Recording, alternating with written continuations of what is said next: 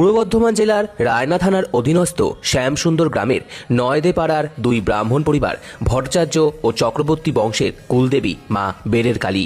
বংশ পরম্পরায় মা বেড়ের কালীর স্বপ্নাদিষ্ট বাত ও হাঁপানির ওষুধ দ্বারা অগণিত মানুষের রোগ নিরাময় করে আসছেন পূর্ব বর্ধমান জেলার শ্যামসুন্দর গ্রামের নয়দেপাড়ার নিবাসী শ্রী সুদীপ্ত ভট্টাচার্য মহাশয়।